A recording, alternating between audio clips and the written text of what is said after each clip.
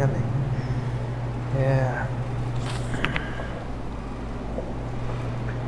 Vivemos tempos diferentes de geração.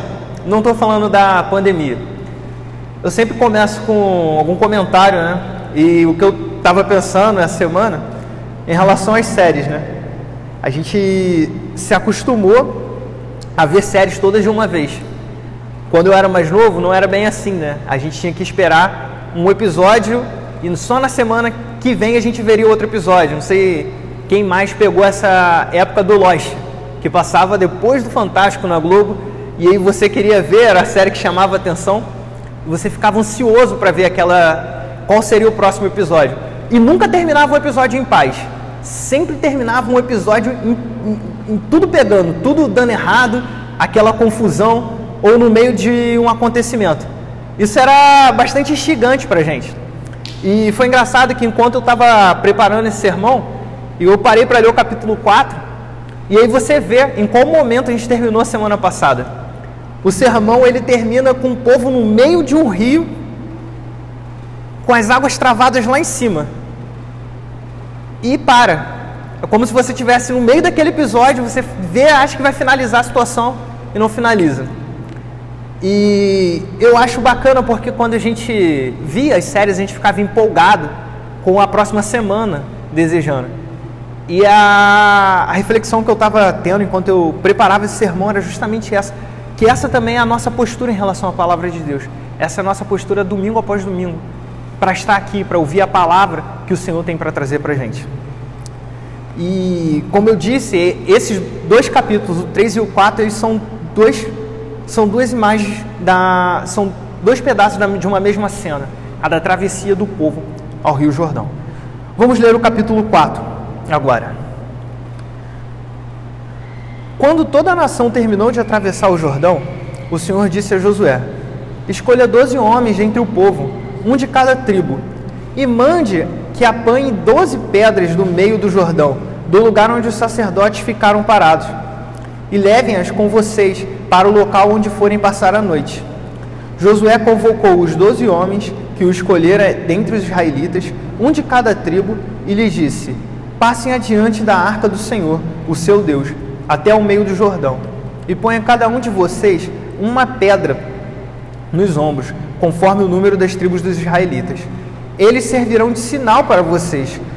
No futuro, quando os seus filhos lhes perguntarem o que significam essas pedras, respondam que as águas do Jordão foram interrompidas diante da arca da aliança do Senhor. Quando a arca atravessou o Jordão, as águas foram interrompidas. Essas pedras serão um memorial perpétuo para o povo de Israel. Os israelitas fizeram como Josué lhes havia ordenado. Apanharam 12 pedras do meio do Jordão, conforme o número das tribos de Israel, como o Senhor tinha ordenado a José, e as levaram ao acampamento, onde as deixaram. Josué ergueu também 12 pedras no meio do Jordão, no local onde os sacerdotes que carregavam a arca da aliança tinham ficado, e elas estão lá até hoje. Os sacerdotes que carregavam a arca permaneceram de pé no meio do Jordão, até que o povo fez tudo o que o Senhor ordenara a Josué, por meio de Moisés. E o povo atravessou apressadamente. Quando todos tinham acabado de atravessar a arca do Senhor, e os sacerdotes passaram para o outro lado, diante do povo. Os homens da tribo de Ruben, de Gade e da metade da tribo de Manassés atravessaram preparados para lutar, à frente dos israelitas, como Moisés os tinha orientado. Cerca de 40.000 homens preparados para a guerra passaram perante o Senhor, rumo à planície de Jericó.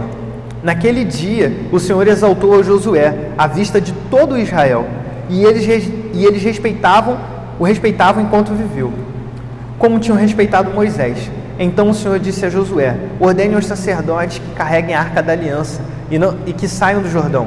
E Josué lhes ordenou que saíssem.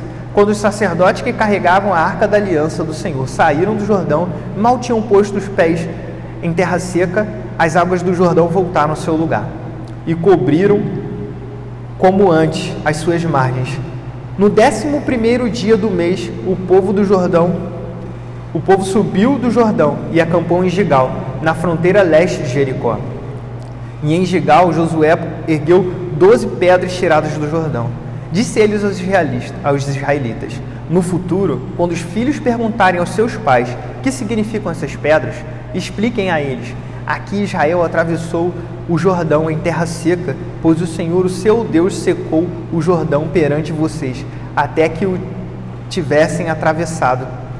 O Senhor, o seu Deus, fez com o Jordão como fizera com o Mar Vermelho, quando secou diante de nós, até que tivéssemos atravessado. Ele assim fez para que todos os povos da terra saibam que a mão do Senhor é poderosa e para que vocês sempre temam o Senhor, o seu Deus. Uma rápida revisão de qual momento a gente está vivendo.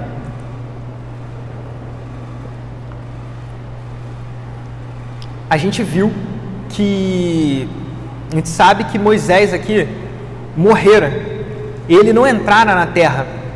Justamente Deus havia falado que ele não entraria na terra. Não somente Moisés, mas toda aquela geração que preferia voltar para o Egito, que reclamava de tudo aquilo que Deus fazia por eles. Toda aquela geração a qual Deus falou que não entrariam no reino, na terra prometida, agora já estava morta. Então a gente sabe que este era o momento da entrada de Israel na terra prometida. Agora se iniciara o momento, agora sim, já não havia mais impedimentos. Deus havia cumprido aquilo que ele prometera, havia cumprido aquilo que ele prometera, de que aquele povo não entraria na terra. A gente sempre fala de promessas como algo positivo, né? Não, Deus prometeu um carro, Deus prometeu prosperidade, ele prometeu a este povo que ele não entraria, e este povo não entrou, à exceção de Josué e Calebe. Então esse era o momento que permitia a entrada, esse momento havia chegado. É a hora da tomada da terra, e Josué agora ele era o novo líder dessa empreitada, porque Moisés também lhe fora vedada a esta entrada na terra prometida. E agora a gente tem Josué assumindo esse papel de líder desse povo. Esse é o momento que a gente está vivendo agora. E como foi dito, a gente começou a ver semana passada como se daria essa travessia pelo Rio Jordão. E agora a gente vai chegar exatamente nesse ponto. Só uma observação aqui, é muito tenso pregar para todos vocês de máscara. Eu vou ficando nervoso, então me perdoe, eu não sei qual a reação de vocês. Eu não tinha ideia disso. Isso dá um pouco de ansiedade. Eu tinha que compartilhar isso com vocês também. Mas vamos lá, voltando ao nosso texto. Então, o nosso texto inicia contando, a gente vê que o capítulo 3 é o princípio, é o povo entrando no Rio Jordão e começando a travessia, e o capítulo 4 agora é o povo já do meio para o final dessa travessia. Agora a gente vai ver como termina esse episódio que talvez deixe a gente angustiado para saber. Quando toda a nação terminou de atravessar o Jordão, o Senhor disse a Josué: escolha 12 homens dentre o povo, um de cada tribo, e mande que apanhem 12 pedras do meio do Jordão, do lugar onde os sacerdotes ficaram parados. Leve-nas com vocês para o local onde forem passar a noite. Josué convocou os 12 homens que escolhera dentre os israelitas, um de cada tribo, e lhe disse: passem adiante a arca do Senhor, o seu Deus, até o meio do Jordão. Ponham cada um de vocês uma pedra nos ombros, conforme o número das tribos dos israelitas. Elas servirão de sinal para vocês no futuro, quando seus filhos lhes perguntarem o que significa essas pedras. Respondam que as águas do Jordão foram interrompidas diante da arca da aliança do Senhor. Quando a arca atravessou o Jordão, as águas foram interrompidas. Essas pedras foram interrompidas. Essas pedras serão um memorial perpétuo para o povo de Israel. E os israelitas fizeram como Josué lhes havia ordenado. Apanharam as 12 pedras do meio do Jordão, conforme o número das tribos de Israel, como o Senhor tinha ordenado a Josué, e as levaram ao acampamento, onde as deixaram. Josué ergueu também 12 pedras no meio do Jordão, no local onde os sacerdotes que carregavam a arca da aliança tinham ficado, e elas estão lá até hoje. Relendo esse trecho, algo que chama a atenção aqui é o modus operandi de como essa ação se desenvolve. A gente lembra que Josué agora estava assumindo o papel de liderança desse povo. E aqui a gente vê que o meio pelo qual Deus escolhe que a palavra chegue a esse povo é justamente por intermédio de Josué. Como se dá isso? A gente vê que o Senhor, que o nosso Deus, ele fala diretamente a Josué. O Senhor disse a Josué, a gente pode ler aqui. O que por sua vez agora Josué pega a mensagem que ele ouviu do Senhor e passa ao povo. A gente vê que Josué convocou os 12 homens que escolhera dentre os israelitas, um de cada tribo, e lhes disse o quê? Lhes disse aquilo que o Senhor lhes havia dito. E por fim, o povo, ao ouvir a ordem de Deus por meio de Josué, por intermédio de Josué, a cumpre. A gente vê aqui no texto, os israelitas fizeram como Josué lhes havia ordenado. Josué agora assumiu um papel aqui de mediador da palavra de Deus ao seu povo, a semelhança do que fora Moisés no Egito e no deserto. Moisés era aquele que trazia a palavra de Deus ao povo, e agora Josué assume esse papel. Josué se torna o caminho pelo qual a palavra chega ao seu povo. E hoje, quem assume esse papel para nós é a Bíblia. A Bíblia, ela é o único caminho pelo qual a palavra chega ao seu povo. Na época aqui, a gente não vê outra pessoa intermediando essa palavra. Não ia se levantar alguém falando assim, não, mas Deus me disse que a gente tem que fazer isso, enquanto Deus disse a Josué que teria de fazer outra coisa. Não, a palavra chegava ao povo por meio de Josué. A gente tem que entender que naquela época o cânon não estava completo. Então existiam profetas, existiam outros meios para a palavra chegar. Na verdade, toda a palavra de Deus ainda estava sendo construída no nosso tempo, por assim dizer. Agora nós já temos tudo o que foi dito por Deus de maneira completa. Não vai existir outro caminho pelo qual a palavra de Deus vai chegar até nós. Se chegar alguém diante da igreja e falar, Deus me trouxe algo novo, eu tenho algo novo para vocês, é mentira, é balela. O único mediador da palavra de Deus aos homens hoje é a Bíblia. E não somente a Bíblia, mas também todo aquele que sobe diante do púlpito para pregar a palavra de Deus, assume também agora essa responsabilidade, com a seguinte diferença. A Bíblia, ela é inerrante naquilo que ela fala acerca de Deus, mas qualquer um que sobe aqui tem sobre si a pena de poder errar. Por que eu falo sobre si a pena? Porque é extremamente perigoso vir diante do povo de Deus e pregar o Evangelho. Porque se você pregar qualquer coisa distinta do Evangelho, você é culpado de distorcer a palavra de Deus, você é culpado de se tornar um falso profeta.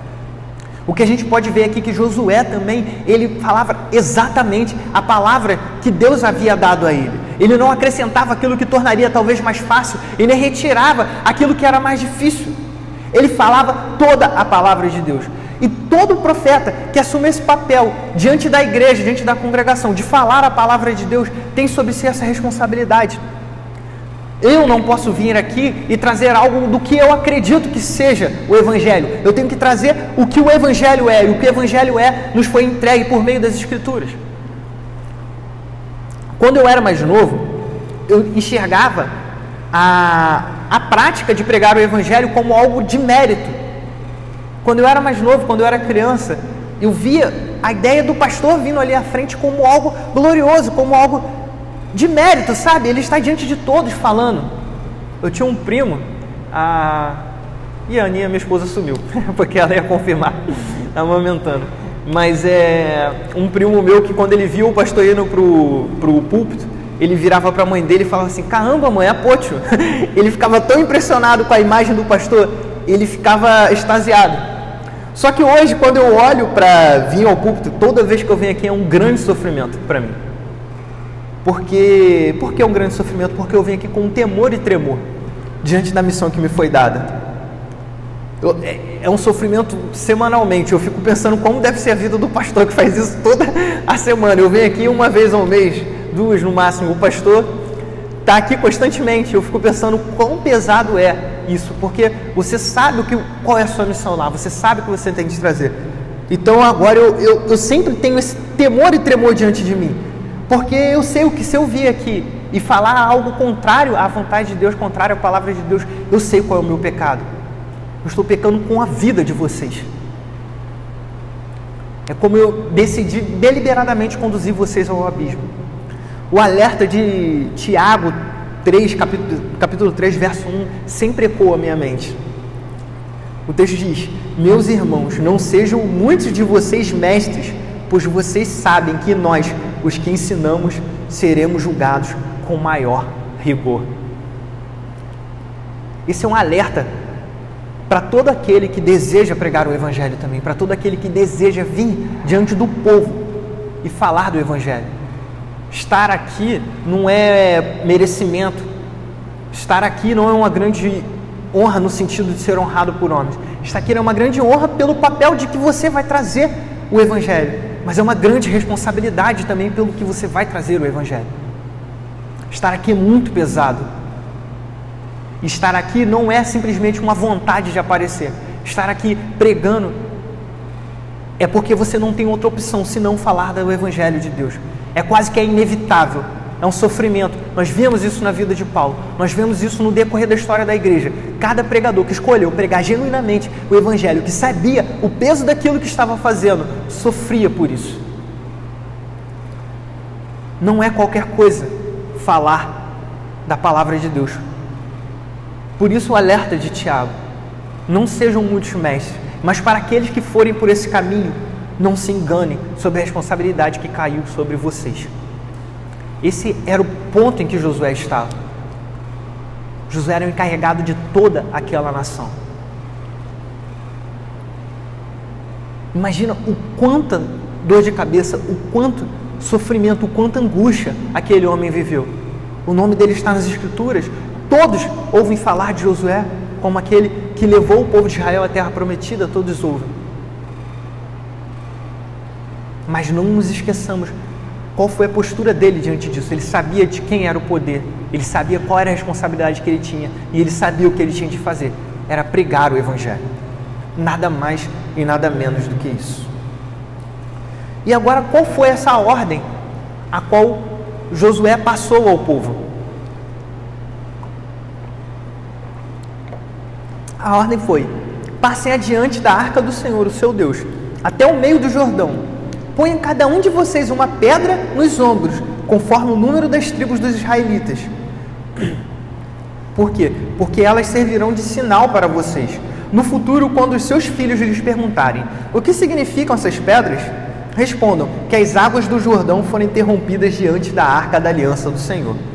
Quando a arca atravessou o Jordão, as águas foram interrompidas. Essas pedras serão um memorial perpétuo para o povo de Israel. Só uma pausa aqui. Tá incomodando vocês o barulho daqui do ar-condicionado? Tudo bem? Então vamos continuar. Beleza.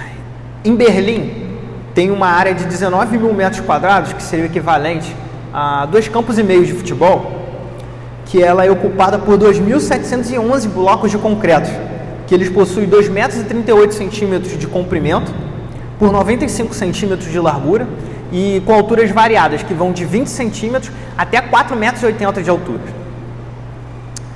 Com esses dados que eu dei até aqui agora, isso não descreve nada para vocês, é só um monte de blocos de concreto.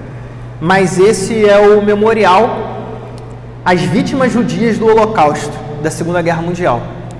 E é posto lá em Berlim, na capital da Alemanha. Eu tive a oportunidade de conhecer isso uns 4, 5 anos atrás. Eu tive lá no meio. E assim, se ninguém tivesse me falado o que era, para mim era só um grande labirinto que você passava por dentro. Talvez você ficasse incomodado, são blocos de concreto dessa magnitude, né? Postos enfileirados, tem onda, você entra lá, você fica meio confuso. Mas o fato é que talvez só geraria essa confusão. Porém, quando eu fui lá, haviam me avisado o que era aquilo. Me falaram, isso aqui é um memorial aos judeus que foram mortos durante o Holocausto da Segunda Guerra. E a experiência de passar lá pelo meio é extremamente desconfortável. Porque você vai adentrando aqueles blocos, os blocos começam em 20 centímetros de altura. Quando você está no meio, você não consegue ver o que tem em cima, você olha para todos os lados e é tudo bloco, é onda, você acha que cada esquina que você vai virar, você vai ver um fantasma de algum judeu ali. O negócio é meio assustador, é meio macabro. Mas por que tem esse efeito? Por que disso tem esse efeito? Porque a gente sabe do que aquilo trata. Aquilo nos lembra sobre os horrores da Segunda Guerra.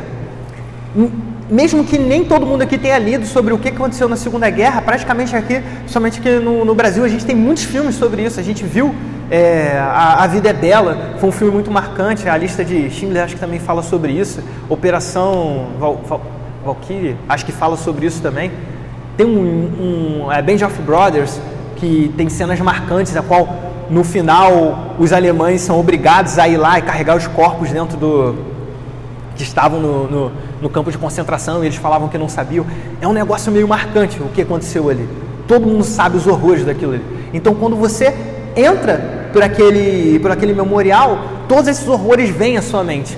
E o fato de você estar enclausurado ali faz isso intensificar dentro de você.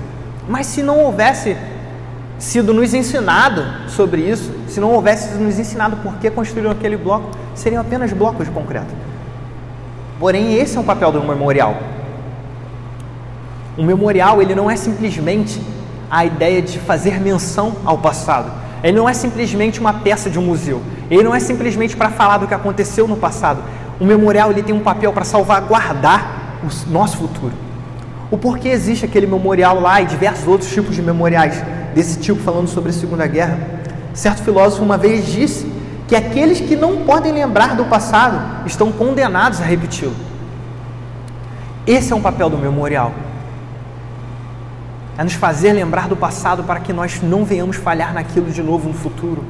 Ou para nos lembrarmos do passado pelo aquilo que foi feito e sermos gratos no futuro, ou para lembrarmos de um passado para seguirmos o mesmo caminho no futuro.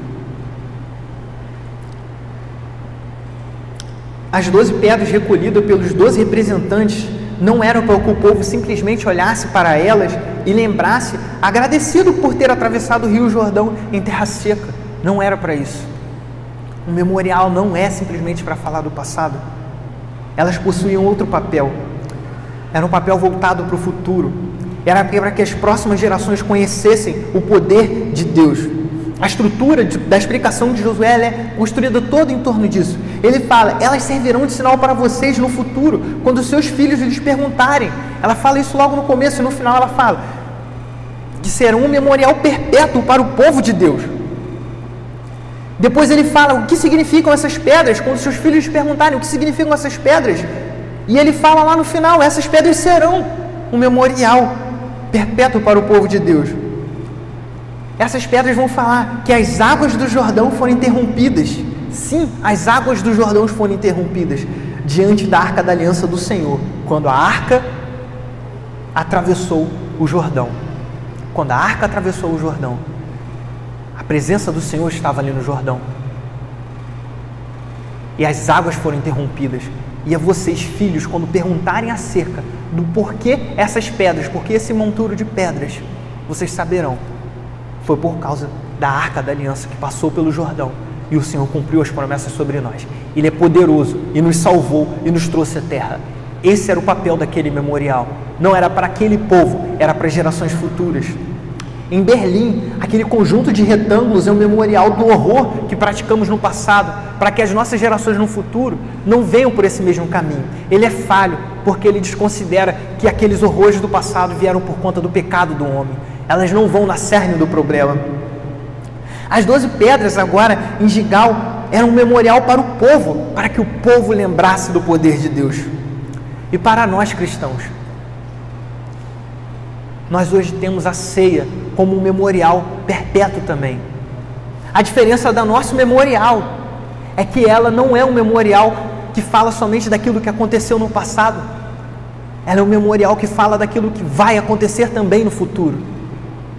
Ela não somente garante nos fazendo pensar no futuro, como ela é testemunho do futuro. Porque ela não fala somente que Cristo foi imolado pelos nossos pecados. Ela não fala somente que Cristo ressuscitou pelos nossos pecados. Mas ela fala da nossa esperança. Que o nosso Senhor Jesus, o nosso Salvador, há de vir. E nós, todos aqueles que ainda, infelizmente, sofremos com o peso do pecado sobre os nossos ombros, seremos livres do peso do pecado. Todas aquelas inimizades que surgem no nosso meio, todas as nossas falhas, nós seremos livres.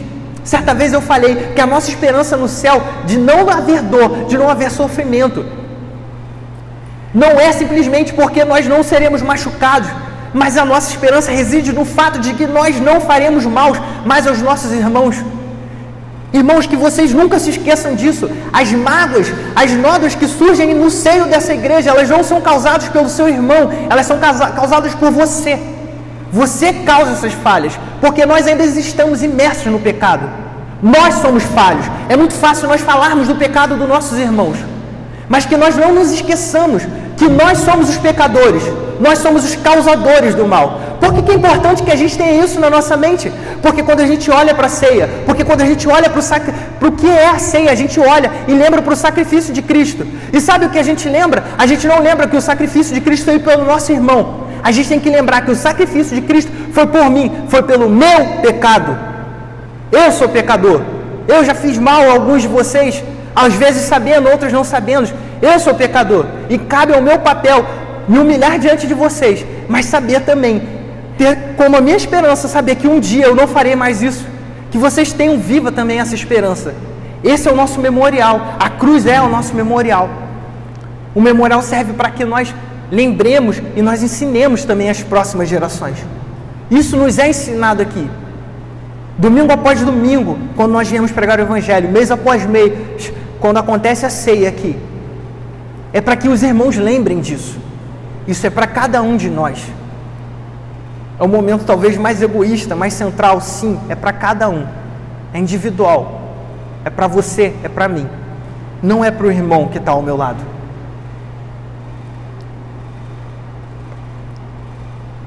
Versos 10 ou 13 diz que os sacerdotes que carregavam a arca permaneceram de pé no meio do Jordão, até que o povo fez tudo o que o Senhor ordenara a Josué, por meio de Moisés.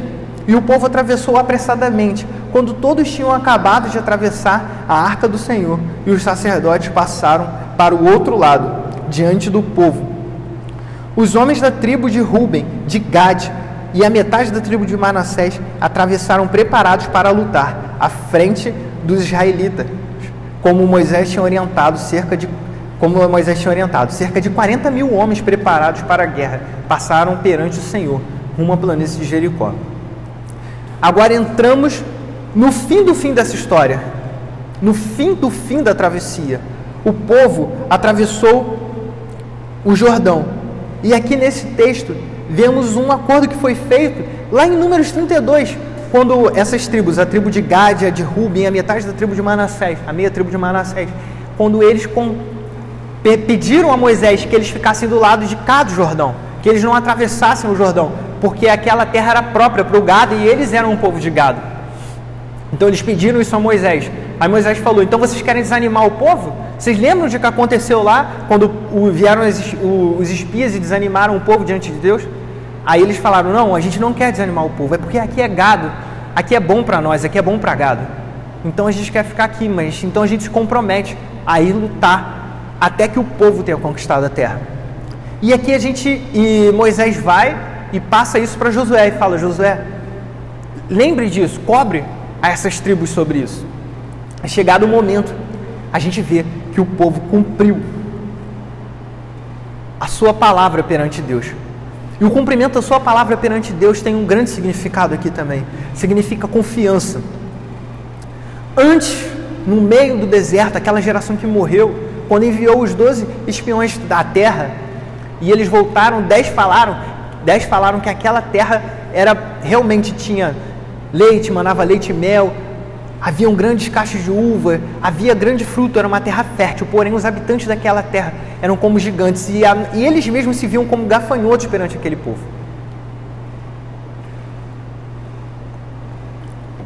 O que a gente vê agora é diferente do que aquele povo fez no passado. Um povo covarde, que não confiava na palavra de Deus. Agora vemos aqui um povo que escolheu cumprir tudo aquilo que Deus havia ordenado. Um povo que falou: nossos filhos e nossas mulheres e nossas crianças ficarão aqui do lado de cá. E nós vamos guerrear, porque sabemos que Deus há de cumprir a promessa. E nos deu a herança e também vai dar a herança de vocês. E nós aceitamos esse desafio. Nós concordamos. Nós sabemos que Deus é poderoso. Deus abriu o Mar Vermelho diante de nós. Deus agora abriu o Jordão diante de nós. E Deus há de nos garantir a vitória. Vemos esse povo com coragem, com bravura, agora indo em direção ao combate. E naquele dia, no verso 14 diz que o Senhor exaltou Josué à vista de todo Israel. E eles o respeitaram enquanto viveu, como tinham respeitado Moisés. É uma pressão muito grande quando a gente vê a mudança de um líder para outro. A gente não sabe qual era a situação que Josué estava. Imagina, havia um líder que tinha atravessado o Mar Vermelho. Havia um líder qual viu o pão descer do céu. Um líder ao qual tinha uma nuvem durante o dia e uma coluna de fogo durante a noite. As maravilhas que tinham sido vistas. E agora Josué tinha esse papel de assumir essa responsabilidade. Em meados dos anos 2000, 2006, 2008, não lembro, foi lançado, deu-se início à trilogia do Batman, do Nolan, dirigida por Nolan, a qual o Batman era interpretado por Christian Bale. E todo mundo que viu esse filme olhava o Christian Bale e falava: caramba, ele é o Batman perfeito. O cara encaixa perfeitamente, não vou conseguir fazer melhor. Aí, há uns 4 anos atrás, não lembro agora, surge de novo, a Warner decide produzir um filme, Batman vs Super-Homem, e aí sai o anúncio. Quem vai ser o Batman? Esqueci, Ben Affleck. Ben Affleck vai ser o Batman. Cara, foi chuva de crítica na internet. Eu falei, caraca, horrível, não tem como, vai ser uma droga, impossível, esse cara aí não tem nada a ver com Batman. E todo mundo revoltado. E aí saiu o filme. E o que surpreendeu todo mundo? A única coisa que prestou no filme foi o Ben Affleck como Batman. E todo mundo falou assim, caramba, o cara era o Batman, sempre foi e a gente não sabia, era o Bruce Wayne ali, que usava o disfarce de Ben Affleck. E foi perfeito, de fato, a interpretação do cara foi perfeita como Batman. Ele não era igual o Bale, igual o Bale interpretou. Ele era completamente diferente, mas ele cumpriu o papel da mesma forma, de uma maneira brilhante. A gente via Moisés liderando o povo. E talvez naquele momento, o momento da morte de Moisés, talvez tenha gerado dúvidas. Talvez tenha gerado. Será que o Josué corresponderá ao porte do líder que Moisés foi? Moisés fez grandes milagres. Moisés ouvia a palavra de Deus. Eu sabia que se Moisés falasse para ir por ali, agora todo mundo sabia, né? Antes o cara era o cara que duvidava, mas depois falou, não, eu sabia que se Moisés falasse, eu iria. Talvez tivesse acontecido isso. A Bíblia ela não relata sobre isso. Ela não vai falar se houve dúvida do povo, se o povo duvidou acerca das capacidades de liderança de Josué, se o povo duvidou que Josué ouvia a palavra de Deus. Mas a Bíblia ela deixa claro o seguinte: naquele dia, Josué foi consolidado como líder do povo. Naquele dia não havia mais dúvida. Se houve dúvida em que o momento, naquele dia acabou, porque todo o povo viu um rio travar lá em cima. Semana passada o pastor falou bastante sobre o que é o rio travar lá em cima.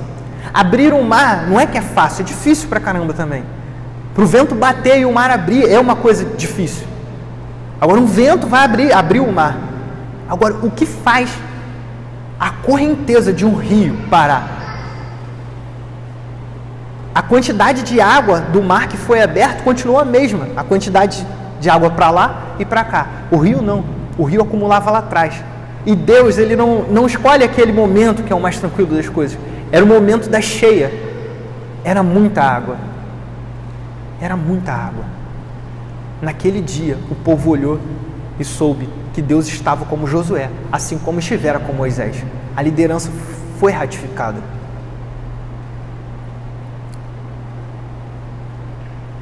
E o ponto impressionante disso, isso não exaltou Josué. Não foi para exaltar Josué como um líder fantástico. Porque se você parar para ver, não foi a habilidade de Josué que o consagrou como líder. Não foi as suas capacidades, as suas estratégias de guerra, que por sinal sim, eram brilhantes, que o consagrou como líder. Não. Foi o poder de Deus. E isso é importante. Quando nós temos um pastor aqui diante de nós, a gente tem que entender que não é o poder do pastor, a capacidade do pastor que o coloca aqui como o nosso guia à salvação. É o poder de Deus. Quando nós temos alguém aqui, quando nós temos uma liderança que se propõe a pregar o Evangelho e confia no poder de Deus, nós podemos confiar nessa liderança, porque ela não confia em si mesma, ela confia em Deus. Josué era esse tipo de líder. Ele não trouxe para si o mérito dele como líder foi dado por Deus.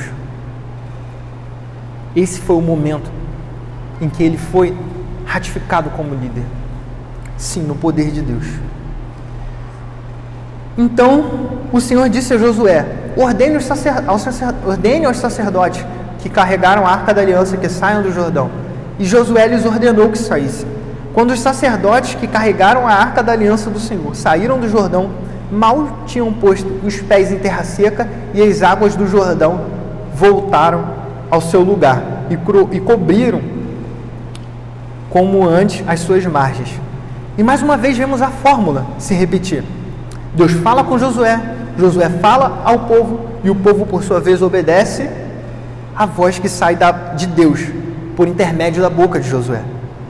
Assim que o povo atravessou o rio Jordão, sabendo que o seu líder era um representante de Deus, eles viram a palavra de Deus se cumprir, eles viram que de fato aquilo vinha de Deus. Josué ordenou, o povo, os sacerdotes se moveram, e assim que os sacerdotes saíram, a água voltou. Não havia momentos para coincidência, não havia nada desse tipo. Era Deus guiando Moisés, era Deus guiando Josué. Josué era o intermediário da palavra de Deus. E ao fim da travessia, a gente vê que no 10º dia do primeiro mês, o povo subiu do Jordão e acampou em Gigal, na fronteira leste de Jericó. E em Gigal, Josué ergueu 12 pedras tiradas do Jordão. Disse ele aos israelitas: no futuro, quando os filhos perguntarem aos seus pais o que significam essas pedras, expliquem a eles: aqui Israel atravessou o Jordão em terra seca, pois o Senhor, o seu Deus, secou o Jordão perante vocês, até que o tivessem atravessado. O Senhor, o seu Deus, fez com o Jordão como fizera com o Mar Vermelho, quando secou diante de nós, até que o tivéssemos atravessados. Ele assim fez, para que todos os povos da terra saibam que a mão do Senhor é poderosa, e para que vocês sempre temam o Senhor, o seu Deus. Agora sim, a ordem se cumpriu, um memorial foi construído, e nos lembramos da importância de um memorial, mais uma vez. Ele fala do passado para salvaguardar o futuro. Este memorial mostrava o poder de Deus. Isso não é brincadeira. Era um memorial para que o povo aprendesse a temer a Deus, temer ao Senhor, não com um medo irracional, mas com um temor e zelo pela santidade que vem do próprio Senhor. Não estamos falando de uma peça de barro ou de um pedaço de madeira. Estamos falando do Deus, o Criador dos céus e da terra, de todo o universo, de tudo que existe, de toda a perfeição. Cada vez que eu descubro alguma coisa mais sobre ciência, eu fico pensando o quão grande é o poder de Deus. O Marçal está aqui, para qualquer coisa ele vai poder me corrigir. Recentemente eu estava lendo uma das reportagens que apareceu para mim, eu não sabia disso. Existe no sistema solar, de uma maneira externa ao sistema solar, existe uma membrana, tipo, tem o nome de esfera, alguma coisa esfera, tem ionosfera, tem essas coisas, mas é uma proteção que existe para o sistema solar, para que os raios espaciais não penetrem dentro do sistema solar. Ou seja, a gente está sempre focado na camada de ozônio, a gente está sempre focado nas coisas que fazem com que possibilite ter vida aqui, mas eu descobri agora, recentemente, que uma coisa um pouquinho mais macro permite que tenha vida aqui. Se o sistema solar não tivesse isso ao entorno dele, seria impossível que existisse vida na Terra também. O Deus que criou também isso é o Deus que nos criou, é esse Deus pelo qual nós temos que ter zelo, é esse Deus a quem tememos, é esse Deus a quem servimos, é esse Deus a quem adoramos. Vamos às aplicações? Vamos lá. Eu vou focar as explicações no memorial. Um memorial para nós. Sim, para mim, para você. Os membros comungantes da igreja. É a lembrança de que a promessa de Deus vai se cumprir. Ele há de vir nos resgatar. Quando olhamos para o passado, vemos tudo o que foi feito, não há motivos para duvidarmos em relação ao futuro. Esse era o memorial das 12 pedras. Esse é o papel que as Escrituras também tomam como memorial de toda a obra de Deus perante nós. E a nossa própria salvação é um memorial de tudo que Deus fez. E não é simplesmente para você se ajoelhar e falar obrigado, Senhor, por tudo que você fez. É claro que cabe a isso também, mas é para você olhar para o dia de amanhã e saber que Jesus vai voltar. Saber que Ele há de vir nos salvar. Sim, a gente pode confiar nisso. Não estamos abandonados aqui. Não importa se estamos agora no meio de uma pandemia, ou se vai vir mais 10 pandemias, ou o que virá semana que vem, se explosão em Beirute, acidentes com usinas nucleares. Independente de tudo isso, o nosso Senhor Jesus vai voltar. Sabe que a gente pode confiar isso? Porque quando a gente olha para trás, a gente vê tudo que Ele fez. Ele não falhou em nada, Ele não mentiu em nada. Essas 12 pedras, as Escrituras, cada momento nosso, cada símbolo dentro dessa igreja, apontam para o que Jesus fez, para nos garantir o que Ele vai fazer. Para os nossos filhos, o memorial tem mais um papel. É o meio pelo qual ensinamos aos nossos filhos quem é o nosso Salvador. É a responsabilidade nossa mostrar aos pequenos quem é o nosso Salvador.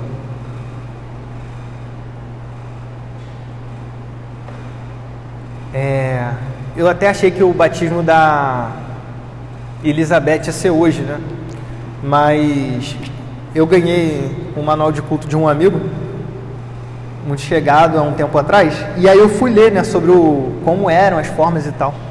E ele tem algumas formas para o batismo infantil.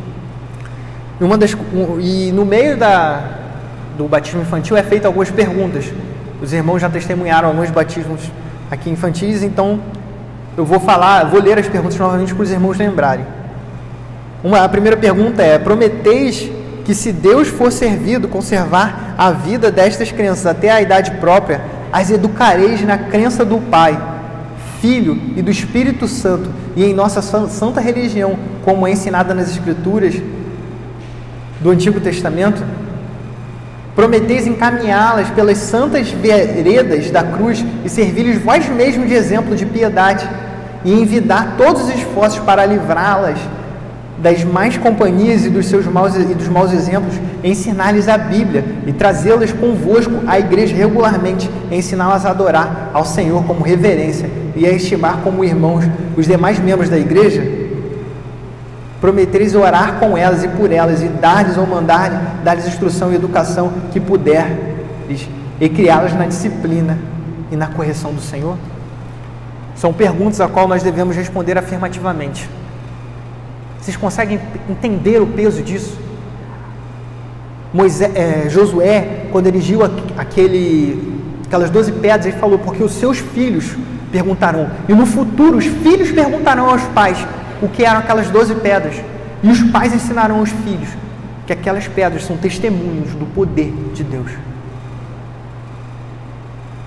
Hoje é dia dos pais, e cabe a nós, como pais, esse papel, que a gente não esqueça o que é esse peso. Esse é o papel do memorial para os nossos filhos. E para os de fora, é um alerta de que Deus é poderoso. Em um dia Ele virá como juiz, trazer ira sobre todo e qualquer pecado. E quando esse dia voltar, ninguém vai poder falar: ah, mas eu não sabia de Deus, eu não conhecia, porque a própria natureza é um memorial de que Deus é poderoso, de que existe um Deus, e não há como se eximir. É um memorial para todos. Eu sabia que viriam algumas crianças e eu não queria deixar em vão. Estou vendo que a Gigi está dormindo, tem as crianças ali também, não sei o nome ainda, mas eu esqueci o nome deles. Ian? Débora, o nome da minha irmã. Tem a Rafa. Eu trouxe também uma aplicação para vocês. Olha aqui, Ian. Ian está me ouvindo, Débora. A Gigi já foi. Crianças, eu quero que vocês ouçam isso também.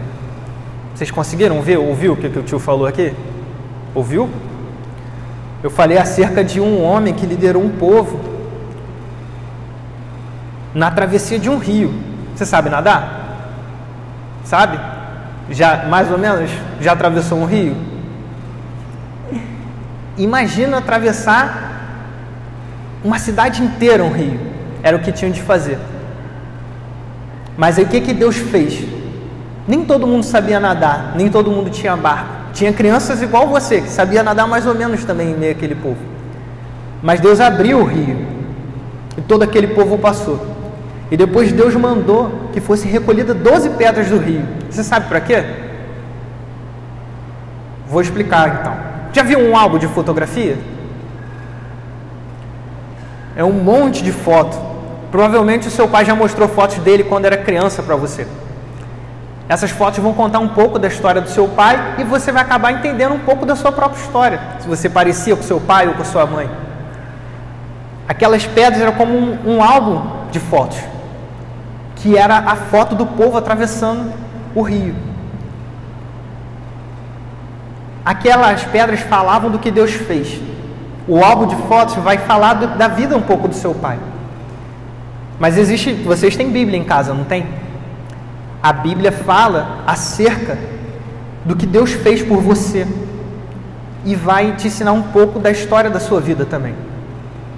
Então, toda vez que você quiser saber alguma coisa, que você quiser conhecer mais um pouco sobre o seu Deus, ou quando você já estiver lendo e estiver conseguindo ler a sua Bíblia, você tiver alguma dúvida, você pode chegar ao seu pai, você pode chegar ao pastor, a nós, os presbíteros da igreja, a qualquer irmão aqui, porque é nosso papel também ensinar você acerca do que Deus fez por nós e do que Deus fez por você. Beleza? Então, sempre lembre disso. A Bíblia também é para você. É um memorial, é um álbum de fotos do que Deus fez por você. Beleza? Devidamente tudo aplicado. Vamos reclinar a cabeça e orar, irmãos?